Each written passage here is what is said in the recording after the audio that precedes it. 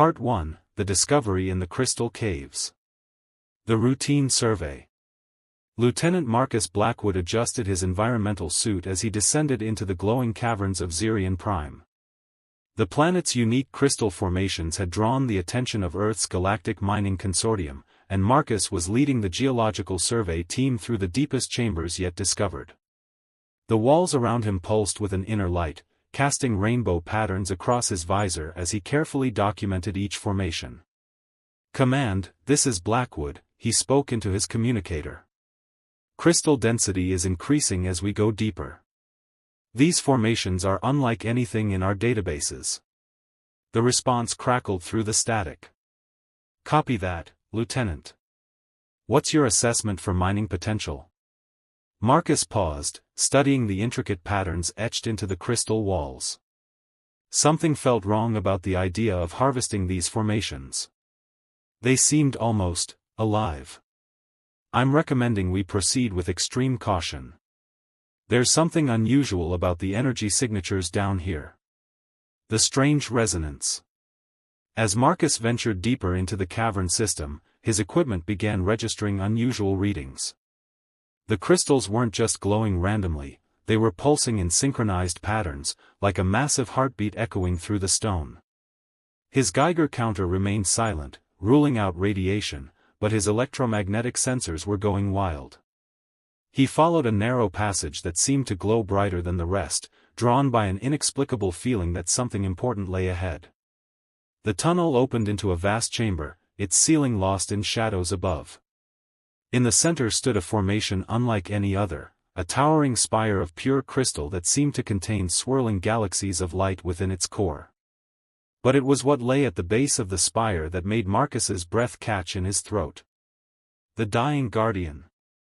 Curled around the crystal spire was a creature that defied description. It appeared to be made of living crystal itself, its translucent body shifting between colors as internal light played across its surface. The being was roughly the size of a large dog, with elegant, flowing lines that suggested both power and grace. But something was clearly wrong. Cracks ran across the creature's crystalline hide, and the light within it flickered weakly, like a dying flame. As Marcus approached cautiously, the being's head lifted, revealing eyes like captured starlight that focused on him with unmistakable intelligence. "What are you?" Marcus whispered, forgetting protocol as he knelt beside the injured creature. The being made no sound, but somehow Marcus felt its pain, its desperate weakness. Without thinking, he reached out and gently touched its crystal surface. The moment his gloved hand made contact, images flooded his mind, visions of vast crystal cities, beings of light soaring through cosmic void, and a sense of ancient purpose that stretched back millennia. The desperate choice. Marcus's medical training kicked in as he examined the creature more closely. The cracks in its crystal body were spreading, and the light within was growing dimmer by the minute. Whatever this being was, it was dying, and Marcus found himself unwilling to let that happen. "Command, I need immediate medical supplies down here," he radioed urgently. "Lieutenant, what's your situation?" came the sharp reply. Marcus hesitated. How could he explain what he'd found? Unknown life form in critical condition. Requesting emergency medical support. Negative. Protocol requires full contamination procedures before any. Marcus switched off his communicator. The creature's eyes met his again, and he saw something there that transcended species barriers, a plea for help, for understanding, for someone to care about its survival. Working quickly, Marcus set up a portable life support field around the creature. He had no idea if it would help, but he had to try something. As the energy field activated, he noticed something remarkable. The creature's internal light began to stabilize, the cracks in its crystal body stopped spreading. The first connection. Hours passed as Marcus maintained his vigil beside the strange being. Gradually, its condition improved. The cracks began to heal, sealing themselves with new crystal growth, and the light within grew stronger and more stable. As it recovered, Marcus felt a growing connection to the creature, as if invisible threads were weaving themselves between their minds. The being's eyes never left Marcus's face, and he began to sense emotions from it, gratitude, curiosity, and something deeper that he couldn't quite identify. Trust, perhaps, or recognition of a kindness freely given. "I'm going to call you Prism," Marcus said softly, watching the play of light within the creature's body. "Because of the way you bend light into something beautiful." At the sound of its new name, Prism's entire body pulsed with warm, golden light. Marcus felt a surge of happiness that wasn't his own, and realized that somehow, some way, this alien being understood him. The secret bond. As his shift ended and Marcus prepared to return to the surface, he faced a difficult decision. He couldn't leave Prism here alone, but he also couldn't explain its existence to his superiors without triggering a cascade of protocols that would likely result in the creature being taken away for study. Instead, he made a choice that would change the course of galactic history. Carefully, he helped Prism to its feet. The creature was weak but mobile, and seemed to understand Marcus's intention. Together, they made their way through the crystal caverns to a hidden alcove Marcus had discovered earlier, a small chamber off the main passages where Prism could remain safe while recovering. "I'll come back tomorrow," Marcus promised, leaving supplies and a portable power source. "Rest and get stronger. I have a feeling we're going to need each other." As he made his way back to the surface, Marcus couldn't shake the feeling that he had just crossed a line from which there would be no return. The bond he felt with Prism was growing stronger, and somehow he knew that this was only the beginning of something extraordinary. What he didn't know was that on the other side of the galaxy, ancient sensors had detected the awakening of a guardian, and that powerful forces were already mobilizing to reclaim what they considered their property. Part 2: The Awakening Power. The Rapid Growth. 3 weeks had passed since Marcus first discovered Prism in the crystal caverns, and the changes were nothing short of miraculous. What had once been a creature the size of a large dog now stood nearly waist-high to Marcus, its crystalline body more complex and beautiful than ever. The simple translucent form had developed intricate patterns that seemed to shift and flow like liquid light beneath its surface.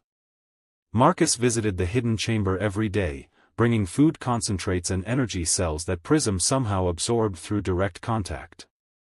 But it was becoming increasingly difficult to keep the creature's existence secret. The mining crew had begun asking questions about Marcus's extended surveys, and Colonel Harrison Wade, the base commander, was growing suspicious of the lieutenant's frequent solo expeditions. "The readings are getting stronger," Marcus murmured as he watched Prism practice manipulating small crystal formations with focused beams of light from its eyes. "Whatever you are, you're getting more powerful every day." Prism turned toward him, and Marcus felt the now familiar warmth of their mental connection. Images flashed through his mind, feelings of gratitude mixed with something deeper, more urgent. Prism was trying to tell him something important, but the communication barrier still limited their understanding. The unwelcome discovery. Dr. Tobias Klein, the base's chief scientist, burst into Marcus's quarters without warning, clutching a tablet full of energy readings and looking more excited than Marcus had ever seen him. "Lieutenant, we need to talk," Klein said, his eyes bright with scientific fervor. "The electromagnetic signatures you've been reporting from the deep caverns are unlike anything in our databases. But more importantly, they're growing stronger and more organized. Almost as if something down there is learning to control them." Marcus kept his expression neutral, but his heart raced. "What are you suggesting, Doctor?" "I'm suggesting that we may have discovered the first truly intelligent crystalline life form in known space," Klein replied, leaning forward eagerly. "The patterns in these readings indicate deliberate manipulation of energy fields. Whatever is down there, it's not just alive, it's learning." Before Marcus could respond, Colonel Wade's voice crackled over the intercom. "All senior staff to the command center immediately. We have incoming ships on long-range sensors. The alien arrival." The command center buzzed with tension as the senior staff gathered around the main display. 3 sleek vessels unlike any human design approached Zirion Prime, their hulls seeming to shimmer with the same crystalline properties as the planet's caves. "They appeared on our sensors 20 minutes ago," reported Communications Officer Janet Torres. No response to our hails, but they're broadcasting on frequencies we've never encountered before. Colonel Wade, a grizzled veteran with steel-gray hair and sharp eyes, studied the approaching ships with evident concern. Dr. Klein, any theories about our uninvited guests? Klein shook his head, but Marcus noticed the scientist glancing in his direction with increased suspicion. The ship design suggests advanced materials technology, possibly incorporating crystalline matrices similar to what we found on the planet's surface. Marcus felt a chill run down his spine. Somehow, he knew these visitors were connected to Prism. The mental bond he shared with the creature had been growing stronger, and now he sensed urgency, even fear, emanating from their connection. The revelation. The alien ships landed in a triangular formation near the human base, their crystalline hulls reflecting the planet's strange light in mesmerizing patterns. From each vessel emerged beings that made Marcus's breath catch in his throat, tall, elegant humanoids with skin that seemed to be made of polished silver, their hair flowing like liquid mercury, and eyes that held the same starlight quality as prisms. The leader of the group approached the human delegation with movements that were both graceful and purposeful. When it spoke, its voice carried harmonics that seemed to resonate in Marcus's bones. "I am Envoy Nexus of the Karelian Empire," the being announced in perfect English. "We have come to reclaim what was taken from us."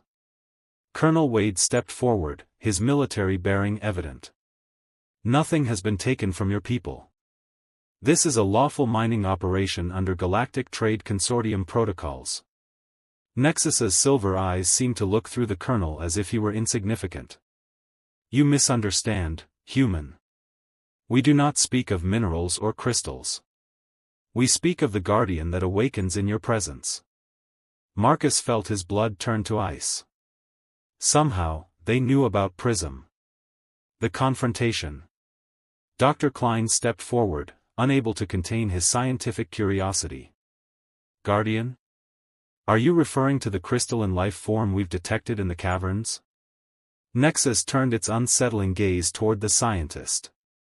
"The being you call a life form is one of the ancient guardians, created by our ancestors to protect the sacred crystal matrices that power our civilization. It has been dormant for over 1,000 years. Dormant until someone woke it up," Colonel Wade said grimly, his eyes settling on Marcus. "Lieutenant Blackwood, your reports mentioned unusual energy signatures in the deep caverns. Is there something you'd like to share with us?" Marcus felt the weight of everyone's attention on him. Through his bond with Prism, he sensed the creature's growing agitation. It was afraid, not for itself, but for him. "I've observed some unusual phenomena," Marcus admitted carefully. "But nothing that posed a threat to the mission." Envoy Nexus stepped closer, and Marcus felt an alien presence probing at the edges of his mind. "Interesting," the Karelian said softly. "The Guardian has bonded with this one. Most unusual. Guardians do not typically form attachments to lesser species." The casual dismissal of humanity as a lesser species brought a flush of anger to Colonel Wade's face. "I think it's time for you to explain exactly what you want and why you're here." The ultimatum. Nexus gestured to one of its companions, who activated a device that projected a holographic image into the air. The display showed Prism in perfect detail, down to the exact patterns of light flowing beneath its crystal surface. "This guardian is the property of the Karelian Empire," Nexus stated with absolute authority. "It will be returned to us immediately, along with any data your people have gathered about its capabilities." "Like hell it will," Marcus said, the words leaving his mouth before he could stop them. Everyone in the room turned to stare at him, but he pressed on. "That creature was dying when I found it. I saved its life. It chose to stay with me." Dr. Klein's eyes went wide with realization. "You've been hiding it. That's what the energy readings were showing, you've been caring for this guardian." Colonel Wade's expression darkened. "Lieutenant, you're in direct violation of first contact protocols. This creature should have been reported immediately." But Envoy Nexus seemed more interested in Marcus than in the human's internal conflicts. You speak of choice, young human. But Guardians do not choose. They are bound by ancient programming to serve the Corellian Empire. If this one has indeed formed an attachment to you, it represents a corruption of its core purpose. Marcus felt Prism's presence more strongly than ever, as if the creature were trying to push thoughts and emotions directly into his mind. What he sensed wasn't corruption or programming, it was genuine affection, loyalty, and something that felt remarkably like love. Maybe your Empire's understanding of Guardians is incomplete, Marcus said boldly. Maybe they're capable of more than you give them credit for. The temperature in the room seemed to drop several degrees as Nexus fixed Marcus with a cold stare. You will produce the Guardian within 1 standard day, or we will take it by force. And rest assured, human, the Corellian Empire's definition of force extends far beyond your species' limited imagination. As the alien delegation departed, Marcus knew that his secret was out and his time was running short. But he also knew something the Corellians didn't expect: Prism was no longer the helpless creature he had found dying in the caverns. It had grown stronger, more powerful, and the bond between them had deepened into something that transcended species boundaries. The real test was about to begin. Part 3, The Royal Summons. The Escape Plan. Marcus had less than 12 hours before the Corellian deadline expired, and he knew that surrendering Prism to Envoy Nexus was not an option. The creature had grown beyond what anyone could have imagined, now standing nearly as tall as Marcus himself, with crystalline formations that pulsed with barely contained energy. More importantly, their bond had deepened to the point where Marcus could sense Prism's thoughts and emotions as clearly as his own. In the hidden chamber beneath the crystal caverns, Marcus and Prism prepared for what might be their final moments together on Zirion Prime. The Guardian's body now exhibited complex geometric patterns that shifted and flowed like living mathematics, and its eyes held an intelligence that spoke of eons of accumulated knowledge finally awakening.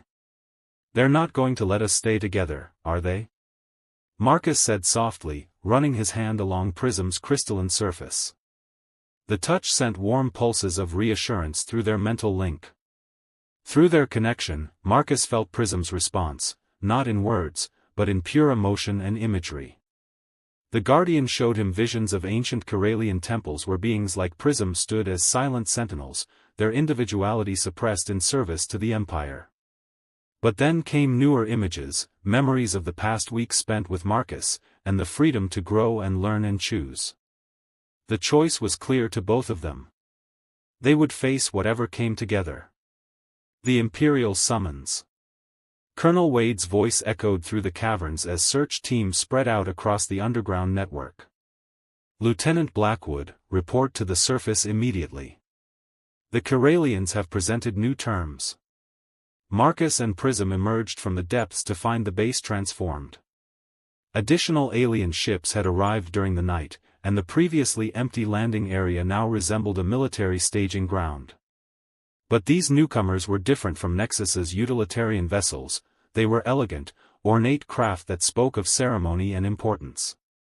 At the center of the alien formation stood a being that made even Envoy Nexus pale in comparison. Princess Zephyra of the Corellian Empire was beautiful in the way that natural disasters were beautiful, awesome, terrible, and utterly captivating. Her silver skin seemed to glow with inner light, and her flowing hair moved as if underwater despite the absence of any breeze. When she spoke, her voice carried the authority of someone who had never been denied anything she truly wanted. "So this is the human who dares to corrupt one of our sacred guardians," she said, her starlight eyes fixing on Marcus with predatory interest. "And this is the Guardian itself, grown strong on alien influence." Marcus felt Prism tense beside him, the creature's crystalline body beginning to emit a low, harmonic hum that spoke of barely contained power. Through their bond, he sensed not fear, but anger. Prism did not like being spoken of as property. The challenge.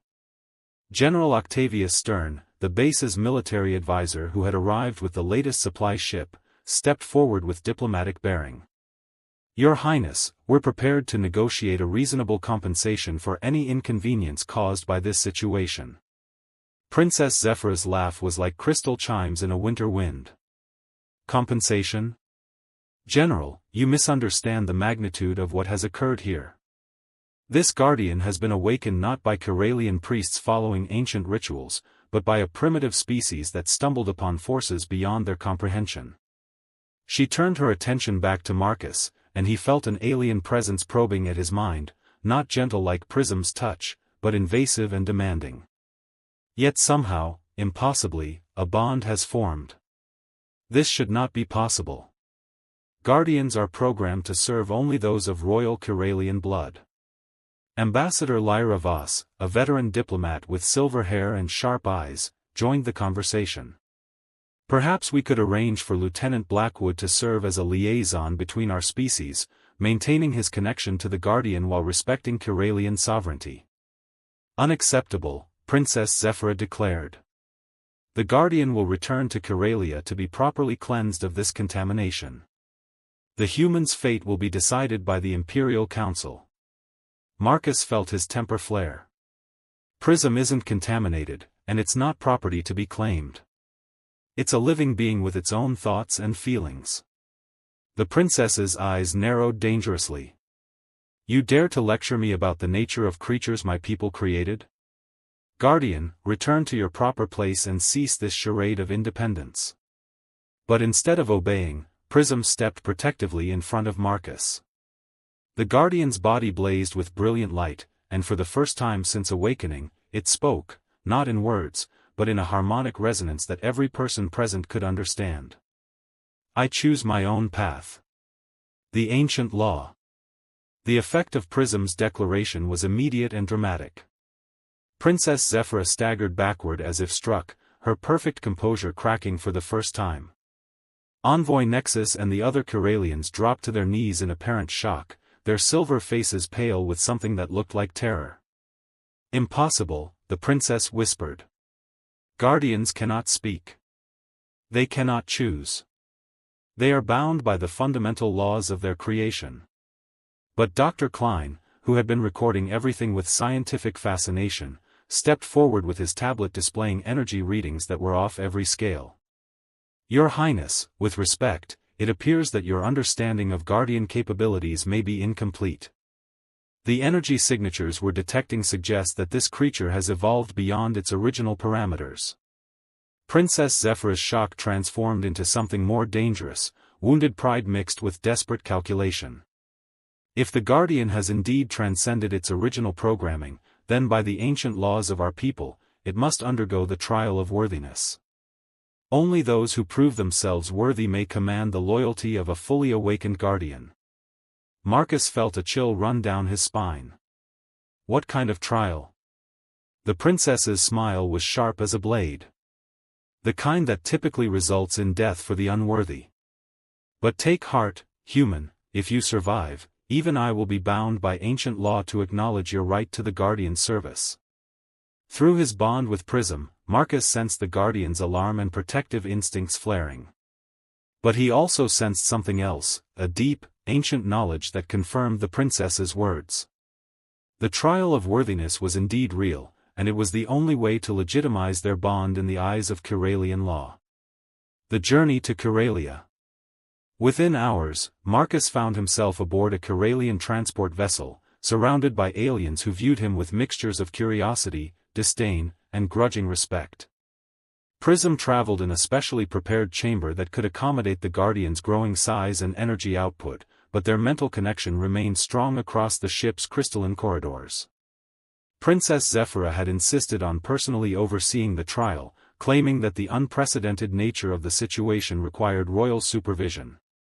But Marcus suspected her real motivation was curiosity. She wanted to understand how a primitive human had accomplished what her people considered impossible.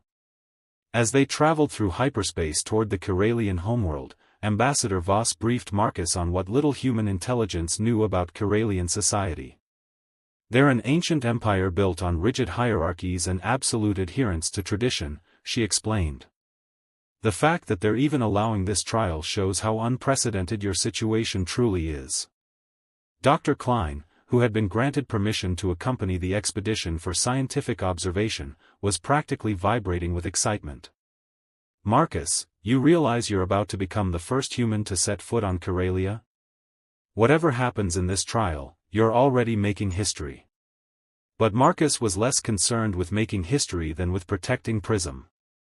Through their bond, he could sense the Guardian's growing unease as they approached its species' homeworld.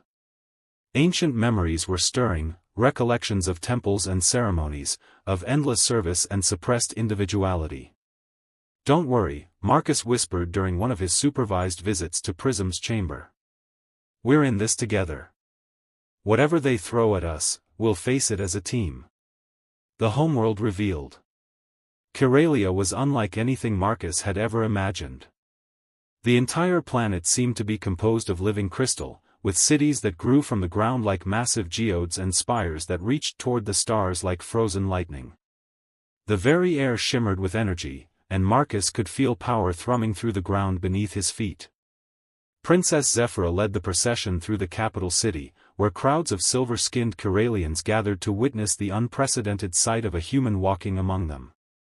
But it was the Guardians that truly took Marcus's breath away, dozens of beings like Prism, but somehow diminished, standing at attention throughout the city like beautiful statues. "They're so still," Marcus murmured to Ambassador Voss.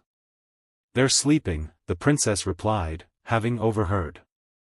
"Their consciousness is suppressed, their individuality subsumed into service to the Empire. As it should be." But Marcus noticed something the princess had missed. As they passed, several of the dormant Guardians turned their heads slightly to watch Prism. And in their crystal eyes, he glimpsed something that looked remarkably like hope. The Temple of Trials loomed ahead, its crystalline spires reaching toward the stars like grasping fingers. As they approached its entrance, Marcus felt Prism's anxiety spike through their bond. "The trial begins at dawn," Princess Zephyra announced. "Prepare yourself, human. Tomorrow, you will either prove worthy of the bond you claim, or you will die in the attempt." As night fell over the Crystal City, Marcus found himself in luxurious quarters that felt more like a beautiful prison. Through the crystalline walls, he could see Prism in a nearby chamber, the Guardian's body pulsing with agitated light. Tomorrow would determine not just their fate, but potentially the future of Guardiankind itself. Part 4, The Test of Worthiness. The Dawn of Truth. Marcus woke before dawn to find Princess Zephyra standing in his chamber, her silver form glowing softly in the pre-dawn darkness. The crystal walls of his quarters had become transparent, revealing the vast temple of trials stretching out before them like a maze of living stone. "Today you face the crucible of minds, the gauntlet of sacrifice, and the chamber of ultimate truth," she announced, her voice carrying the weight of centuries of tradition. "No human has ever attempted these trials. Most Karelians fail them." Marcus stood, feeling the familiar warmth of Prism's presence through their mental bond. Even separated by crystalline walls, their connection remained strong. "What exactly do these trials test?" The princess's starlight eyes studied him with calculated interest. "The first trial tests the purity of your intentions toward the Guardian. The second tests your willingness to sacrifice everything for its well-being. The third—" She paused, and for the first time since meeting her, Marcus detected uncertainty in her voice. "The third has never been fully understood, even by our greatest scholars." Through the transparent walls, Marcus could see thousands of Karelians gathering in the amphitheater surrounding the temple. Word of the unprecedented trial had spread across the planet, and it seemed the entire population had come to witness either his triumph or his death. The Crucible of Minds. The first trial chamber was a dome of pure crystal that seemed to exist in multiple dimensions simultaneously. As Marcus entered, accompanied by Prism and observed by Princess Zephyra and her court, the walls began to pulse with hypnotic patterns of light. "The crucible reveals the true nature of all bonds," explained High Priest Valdris, an ancient Karelian whose silver skin had taken on a translucent quality with age.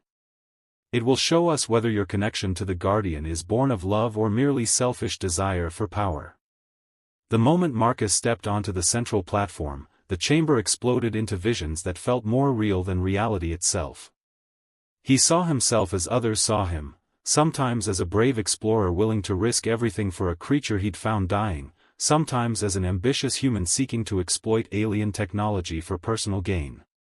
But then the visions shifted, showing him scenes from Prism's perspective. He experienced the Guardian's memories of awakening to find a gentle presence caring for its wounds, of learning to trust despite millennia of programming that demanded only obedience. He felt Prism's joy at discovering choice, at experiencing friendship, at finding someone who valued its thoughts and feelings rather than just its power. The chamber filled with harmonious resonance as both Marcus and Prism's true feelings were laid bare before the assembled Corellians. Princess Zephyra's eyes widened as she witnessed something her people had never seen, genuine love between a guardian and its chosen companion, unmarked by domination or exploitation. "Impossible," she whispered. "Guardians do not love. They cannot love." But the crystal chamber's verdict was undeniable. A warm, golden light suffused the dome, and High Priest Valdris nodded slowly. "The first trial is past. The bond is pure. The gauntlet of sacrifice." The second trial took place in a corridor lined with mirrors that reflected not Marcus's physical form, but his deepest fears and greatest desires. As he walked forward, Prism at his side, the mirrors began to show him visions of possible futures. In one reflection, he saw himself as a celebrated hero back on Earth, famous for making first contact with an alien guardian species. In another, he saw himself as a powerful figure in Corellian society, his unique bond with Prism giving him influence and authority beyond any human in history. But then the mirrors showed him darker possibilities.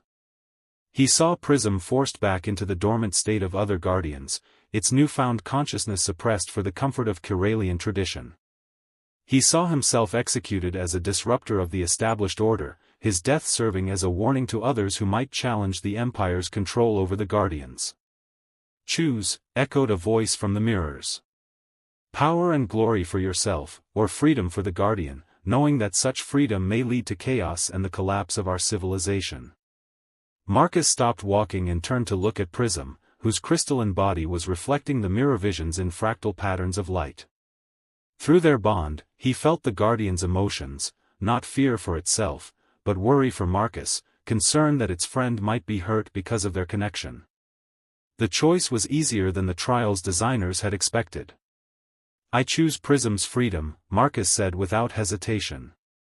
"Even if it means giving up everything else, even if it means my own death. Consciousness isn't something that should be suppressed for the convenience of others." The mirrors shattered simultaneously, filling the corridor with cascading light. When the brilliance faded, Princess Zephyra stood before them, her expression unreadable. "You would sacrifice your own species' potential advancement for the sake of one guardian's autonomy?" she asked. "I would sacrifice anything for the right of any conscious being to choose its own path," Marcus replied. "That's what separates civilization from tyranny." The princess was silent for a long moment, then gestured toward the final chamber.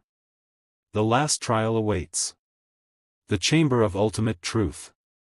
The final trial chamber was unlike anything Marcus had ever seen. It seemed to exist outside of normal space and time, its walls showing glimpses of the past, present, and future simultaneously. In the center of the room stood a pillar of pure energy that pulsed with the rhythm of a cosmic heartbeat. "The chamber of ultimate truth shows what is, what was, and what could be," High Priest Valdris explained, his ancient voice trembling slightly. "It has been sealed for over 1,000 years because the last trial nearly destroyed our civilization." As Marcus and Prism approached the energy pillar, the chamber filled with visions that defied comprehension. They saw the creation of the first guardians, not as servants, but as partners in a grand cosmic purpose. They saw the gradual corruption of that purpose as the Corellian Empire became obsessed with control and hierarchy. But most shocking of all, they saw the truth about guardian consciousness. The ability to think, to feel, to choose, it had never been programmed out of them. It had been artificially suppressed, forced into dormancy by centuries of conditioning and control. Princess Zephyra gasped as the visions revealed the full scope of her people's betrayal of their own creations. This cannot be true. Our ancestors created the Guardians to serve willingly. They created us to serve willingly, came a new voice, and Marcus spun around to see that one of the dormant Guardians from the city had somehow entered the chamber. But willing service became forced obedience when your people feared what we might become if allowed to grow. More Guardians began to appear, their consciousness awakening as the chamber's energy broke through centuries of suppression. Each one was unique, their crystal bodies displaying individual patterns of light and color that spoke of suppressed personalities finally being allowed to emerge. Prism moved to stand among its awakened kindred, and Marcus felt their bond strengthen rather than weaken. Through their connection, he sensed the joy of the other Guardians as they experienced choice for the first time in generations. The transformation. The energy pillar in the center of the chamber began to pulse faster, and Marcus realized that something fundamental was changing not just in the chamber, but throughout the entire planet. The artificial suppression of Guardian consciousness was failing, and beings that had stood as silent sentinels for centuries were beginning to wake up. Princess Zephyra staggered as the full implications hit her. The Empire, our entire civilization is built on their willing service. If they all awaken, if they all choose to leave, then your civilization will have to learn to survive without slavery, Marcus said firmly. And maybe it will become something better in the process. The chamber filled with harmonic resonance as dozens of Guardians added their voices to a song that had been silent for 1,000 years. But rather than anger or vengeance, Marcus heard something else in their crystal chorus: hope, forgiveness, and a desire to build something new. Prism approached him, its form now blazing with power that dwarfed what Marcus had seen before. But the love and loyalty in its starlight eyes remained unchanged. You have passed the trials, High Priest Valdris announced, his voice filled with wonder. But more than that, you have awakened truths that will reshape our entire civilization. Through the chamber's transparent walls, they could see the effects spreading across the Crystal City. Guardians throughout Kyralia were awakening, their consciousness no longer suppressed. But rather than chaos, there was joy. Beings long denied choice were finally free to discover who they truly were. Princess Zephyra looked at Marcus with an expression that mixed fear, respect, and something that might have been gratitude. What have you done to us? I haven't done anything, Marcus replied, his hand resting on Prism's crystalline surface. I just helped one Guardian remember what it meant to be free. The rest was their choice. As the Chamber of Ultimate Truth continued to pulse with cosmic energy, Marcus realized that the trials had been about more than just proving his worthiness to bond with a Guardian. They had been about challenging an entire civilization to remember what it meant to treat consciousness with respect. The real test was just beginning.